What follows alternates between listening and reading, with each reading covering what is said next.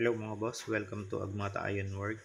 So mga boss, tapos na natin tong sidecar ni Sir Apollo at nakita nyo po yung kanyang logo. Yan po ay Eagle. Baka po magtanong kayo kung ano yan. Eagle po yan ng bagong logo po o emblem ng Toyota. So ganyan po yung itsura. So mga boss, ang interior upholstery nito ay red. Yan, ang upuan niya, tsaka yung kisame, and then yung kanyang lining sa gilid ng bubong. Ito po ay pure stainless ang sidecar, no? So, ang kanya pong side wheel ay yan, pinalagyan ng design ni Sir. Umabot po yan ng 10,000 yung side wheel na yan. Yung gulong, yung mugs, yung swing arms, yung side wheel cover, at yan pong quick release na inassemble. So, yan po ay naghahalaga ng 10k.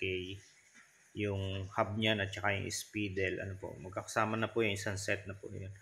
So mga boss, ito may carrier din sa likod, and then yan ay may rear bumper para sa protection, no? At hindi kagad mabangga yung kanyang pinaka stainless dun sa likuran. So mga lads, ang sidecar na ito ay naghahalaga po ng 55,000, including na po dyan yung kanyang side wheel, yung mugs, kasama na po yan. And then kung kayo po magpapagawa ng sidecar, magsadya lamang po kayo dito sa aming fabrication sa number 144 Purok Uno Cardama Compound, Barangay Timbao, Binyan City, Laguna. Malapit po kami sa sa Petron Gasoline Station at sa pabahay po ng AFP at PNP. Thank you for watching, guys.